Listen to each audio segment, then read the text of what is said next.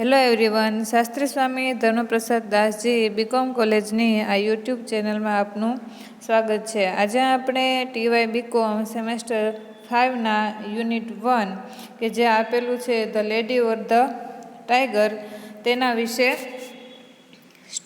Story છે તેના વિશે આપણે ધ લેડી ઓર ધ ટાઈગરના જે લેખક છે એ ફ્રેન્ક આર સ્ટોકન એટલે કે ફ્રેન્ક રિચાર્ડ સ્ટોકન છે. સૌપ્રથમ આપણે લેખક વિશે સમજીએ અથવા તો લેખક વિશે થોડી માહિતી મેળવીએ.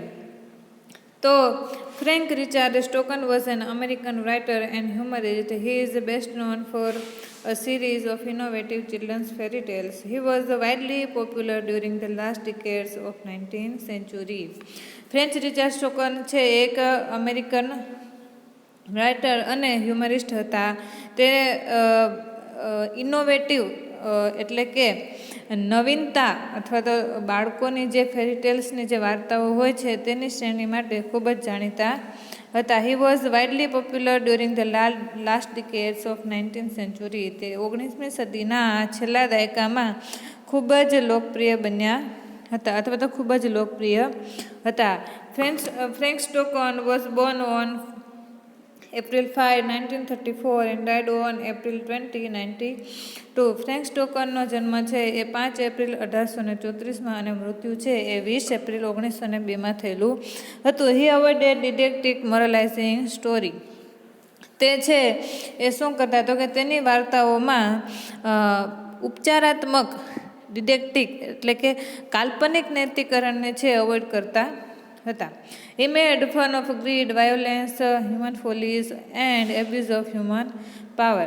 તે છે એ ગ્રીડ એટલે કે લોભ, વાયોલેન્સ એટલે કે હિંસા, હ્યુમન ફોલીઝ માનવની ખોટી, and abuse of human power એટલે કે માનવ શક્તિ છે એના ઉપયોગની છે એ એના ઉપયોગને એક ફન તરીકે એટલે કે મનોરંજન તરીકે લેતા હતા. He described fantastic characters in a innovation manner. અહીંયા છે તેમણે ખૂબ જ ફેન્ટાસ્ટિક એટલે કે રસપ્રદ પાત્રનું છે એ નિર્માણ કરેલું છે અથવા તો ડિસ્ક્રાઇબ એટલે કે વર્ણન કરેલું છે. His most famous fable was the tiger or the lady or the tiger. કે અહીંયા તેમની ફેમસ ફેબલ એટલે કે ખૂબ જ પ્રખ્યાત એવી દંતકથા આપેલી છે જે આપણું ટાઇટલ છે the lady or the tiger. વાર્તાની શરૂઆત છે એક રાજાથી થાય છે. તો કે this famous story is about a barbaric king who was an unpredictable man. કે અહીંયા એક રાજા હોય છે આ સ્ટોરીની શરૂઆતમાં. કે એ રાજા કેવો છે તો કે ખૂબ જ કેવો છે તો કે ખૂબ જ ક્રૂર સ્વભાવનો છે અથવા તો વિચિત્ર સ્વભાવનો જોવા આપણને મળે છે. He always behaved very strangely. અને અહીંયા આ વાર્તામાં છે એ જે રાજા છે તેનો સ્વભાવ કેવો જોવા મળે છે તો કે વિચિત્ર પ્રકારનો છે એ જોવા મળે છે. He had built a huge public arena with two doors from the idea received from distance letting neighbors. કે he had built a huge public arena. અહીંયા છે તેણે તેના રાજ્યમાં ખૂબ જ મોટો એટલે કે વિશાળ કહી શકાય તેવો પબ્લિક એરેના એટલે કે લોકો માટેનું એક એરેના એટલે કે એક ગોળાકાર પ્રકારનું મેદાન બનાવેલું છે. વિથ 2 doors કે તેમાં 2 દરવાજાઓ આપેલા છે. અને આ જે વિચાર છે તેમણે ક્યાંથી લીધેલો છે તો કે લેટિન નેબર્સ પાસેથી લીધેલો છે. When any criminal was to be punished, he was brought in the arena where there were 2 doors out of which he had to choose one of the 2 doors. કે તો કે આ એરેના છે એ શેના માટે હતો તો કે when any criminal was to be punish, કોઈ પણ ગુનેગારને છે એ સજા આપવાની હોય એ રાજાના રાજ્યમાં, ત્યારે he was brought in the area. ત્યારે આ જે ગુનેગાર છે તેને એ એરિયામાં લાવવામાં આવતો હતો એટલે કે એ મેદાનમાં લાવવામાં આવતો હતો કે જ્યાં 2 ડોર્સ આપેલા હોય છે, એટલે કે 2 દરવાજા આપેલા હોય છે, જેમાંથી તેમને એકની પસંદગી કરવી ફરજિયાત બને છે. Behind the one door there was a savage and ferocious tiger that would kill the person. કે અહીંયા જે 2 ડોર છે તેમાંથી પહેલો ડોર છે તેની પાછળ શું છે તો કે સેવેજ એન્ડ ફેરોસિયસ ટાઈગર, એટલે કે ખૂબ જ ક્રૂર, અને ફેરોસિયસ એટલે કે વિકરાળ કહી શકાય એવો ટાઈગર છે કે જે વુડ કિલ ધ પર્સન, કે તે માણસને મારી નાખશે. બિહાઇન્ડ ધ અધર ડોર, અને બીજા દરવાજાની પાછળ there was a beautiful young woman with whom the person should be married. અને બીજા દરવાજાની પાછળ ખૂબ જ સુંદર એક યુવાન કહી શકાય એવી યુવતી છે કે જેની સાથે તે વ્યક્તિને લગ્ન કરવા પડે, અથવા તો તે તેની સાથે લગ્ન કરશે. It was compulsory to marry the woman even if he would not want to marry her. કે જો તે વ્યક્તિ છે એ જે દરવાજાની પાછળ તે યુવતી આવેલી છે તે દરવાજાને પસંદ કરે તો તે ગુનેગારને ફરજિયાતપણે તે વ્યક્તિ સાથે અથવા તો તે યુવતી સાથે લગ્ન કરવા પડે. So the destiny of the person remained certain and unknown to him. તેથી ધ ડેસ્ટિની એટલે કે તેનું નસીબ છે એ વ્યક્તિનું કેવું રહેશે, રિમેન્સ એટલે કે રહેશે કેવું તો કે અનસર્ટેન એન્ડ અનનોન ટુ હિમ, કે તે વ્યક્તિનું જે નસીબ છે અથવા તો તેનું લક છે કેવું તો કે અજાણ અને અનિશ્ચિત છે એ બની રહે છે. હી વુડ આઈધર ડાય ઓર મેરી, કે તે મરી પણ શકે છે, મૃત્યુ પણ પામી શકે, અથવા તો તેના લગ્ન પણ છે એ થઈ શકે. The king enjoy the king of punishment. અને આ જે રાજા છે એ આ પોતાના દ્વારા જે સજા આપવામાં આવેલી છે તેને હંમેશા એન્જોય એટલે કે તેનો આનંદ માણતો હતો. સ્ટોરીના આગળ છે એ આપણે જોઈએ તો કે then the king come to know that his daughter was in love with a courageous and honest young man. કે વાર્તામાં છે એ આગળ રાજાને ખબર પડે છે કે તેમની એક પ્રિન્સેસ છે, તેમની જે ડોટર છે તે એક કરેજિયસ એટલે કે હિંમતવાન એન્ડ ઓનેસ્ટ એટલે કે પ્રામાણિક કહી શકાય એવા એક યુવકના પ્રેમમાં હતી. The young man did not belong to royal family but he was just a courtier. અને આ જે યુવક હતો એ કોઈ રોયલ એટલે કે ખૂબ જ રોયલ કહી શકાય એવી ફેમિલીથી બિલોંગ કરતો ન હતો, પરંતુ હી વોઝ જસ્ટ અ કોર્ટિયર, તે માત્ર ને માત્ર તે રાજ્યનો દરબારી હતો. He did not agree to their marriage and so he treated him like a criminal. કે he did not agree to their marriage, કે તે બંનેના મેરેજ માટે તે રાજા એગ્રી ન હતો, સહમત ન હતો. આ માટે તેણે he treated him like a criminal, એટલે કે તે રાજા છે તે યુવકને કેવી રીતે તો કંઈક ગુનેગારની રીતે છે એને ટ્રીટ કરતો હતો અથવા તો ટ્રીટ કરે છે. Therefore he decided to bring him to the arena to decide his fate. એટલા માટે છે તેથી હી ડિસાઇડ તેમણે નિર્ણય લીધો ટુ બ્રિંગ હિમ, તેને આ જે વિશાળ મેદાન છે તેમાં લાવવાનો નિર્ણય લીધો અને હિઝ ફેટ એટલે કે તેનું નસીબ છે તેને આજમાવવામાં આવે છે. During this time the princess try to get information about the door. અને આ સમય દરમિયાન છે એ પ્રિન્સેસ એટલે કે જે યુવકને પ્રેમ કરે છે, લવ કરે છે, તે શું કરે છે તો કે try to get information about the doors. જે ડોર્સ આપેલા છે એરેનામાં એના વિશે માહિતી આપવાનો કોશિશ કરે છે.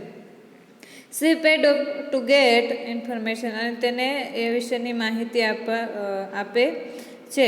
However she becomes jealous of the lady behind the door or her lovers choose to open the door where the lady was inside. ત્યારે શું થાય છે તો કે ઇન્ફોર્મેશન આપે છે ત્યારે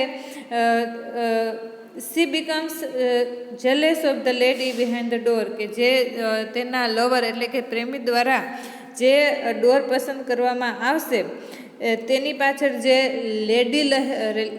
લેડી રહેલી છે તેના પ્રત્યે તે પ્રિન્સેસ છે તેને સેવું તો કે ઈર્ષ્યાભાવ જન્મે છે.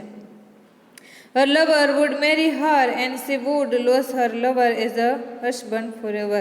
કે જો તેનો લવર એટલે કે જે તેનો પ્રેમી છે તે જે દરવાજાની પાછળ લેડી રહેલી છે તેને ઓપન કરશે તો તે હંમેશા માટે તેના પતિ સમાન જે પ્રેમી છે તેને ખોઈ બેસે.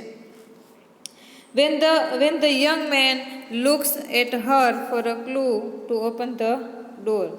કે જ્યારે એ યુવક છે એ રાજકુમારી સામે જોવે છે ત્યારે તેને એક ક્લુ દ્વારા ડોર ઓપન કરવાનો છે એક ક્લુ આપવામાં આવે છે.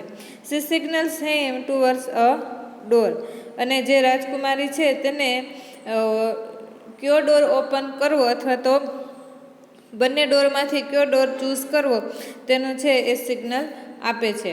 The story and with the question. અને આ જે સ્ટોરી છે અહીંયા પૂર્ણ થાય છે.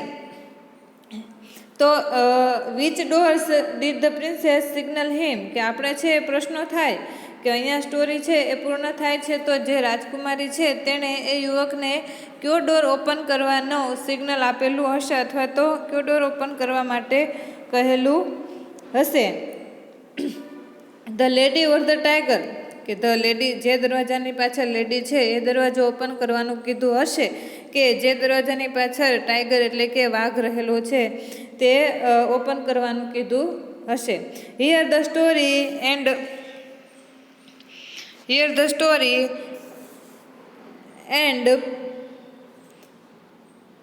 Here the story ends and the decision is left to the readers. The story is like anti-fairy tales. કે અહીંયા છે એ લેખકે આખો નિર્ણય છે એ શેના ઉપર તો કે રીડર્સ ઉપર છોડેલો છે. The story is like anti-fairy tales. અને આ સ્ટોરી છે એક anti-fairy tales જેવી છે. The story has symbolic meanings of the king, the princess, the arena, the doors, the lady and the tiger. કે આ સ્ટોરીમાં છે એ દરેક પાત્ર આપેલા છે, દરેક પાત્રના કંઈક ને કંઈક છે અર્થો સિમ્બોલિક એટલે કે પ્રતિકાત્મક છે એ અર્થો આપેલા છે. તેમાં જોઈએ કે the lady presents marriage and life while the tiger presents death. કે ધ લેડી પ્રેઝન્સ કે જે લેડી નું પાત્ર આપેલું છે એ શેનું પ્રતિનિધિત્વ કરે છે તો કે મેરેજનું અને લાઈફનું એટલે કે લગ્ન જીવનનું છે એ પ્રતિનિધિત્વ કરે છે. જ્યારે ધ ટાઈગર રિપ્રેઝેન્ટ્સ ડેથ અને જે વાઘ છે એ મૃત્યુનું પ્રતિનિધિત્વ કરે છે. The king is barbaric and ક્રૂલ.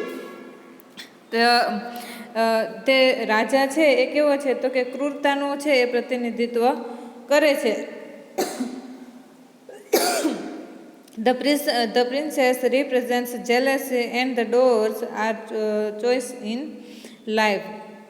કે ધ પ્રિન્સેસ જે રાજકુમારીનું જે પાત્ર છે શેનું પ્રતિનિધિત્વ કરે છે તો કે જેલેસી એટલે કે ઈર્ષ્યાનું પ્રતિનિધિત્વ કરે છે. And the doors are choices in life. અને જે બે દરવાજા છે એ આપણા જીવનમાં પસંદગીનું છે પ્રતિનિધિત્વ કરે છે. કે આપણા જીવનમાં પણ છે એ કોઈને કોઈ પ્રકારે બે પસંદગીમાંથી છે એક ચૂઝ કરવાનું આવે છે. એવી રીતે પણ અહીંયા પણ છે એ બે ડોરમાંથી એક ડોર પસંદ કરવો અને એમાંથી કયો ડોરની પસંદગી યોગ્ય છે એ બાબતોનું ઉપર છે એ ભાર મૂકવામાં આવેલો છે. The title of the story, The Lady or the Tiger, is quite appropriate. કે અહીંયા The Lady or the Tiger નું જે સ્ટોરીને ટાઇટલ આપેલું છે એ કોઈને કોઈ રીતે એપ્રોપ્રિએટ એટલે કે યોગ્ય છે. The end of the story is paradoxical and fascinating. કે અહીંયા જે સ્ટોરી છે એટલે કે વાર્તાનો અંત છે એ કેવો છે તો કે પેરાડોક્સિકલ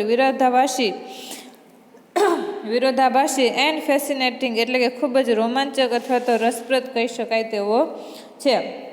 the author leaves the answer to the readers only. અને અહીંયા જે ક્વેશ્ચન છે the lady or the tiger એનો આન્સર લેખકે વાચકો ઉપર છોડેલો છે.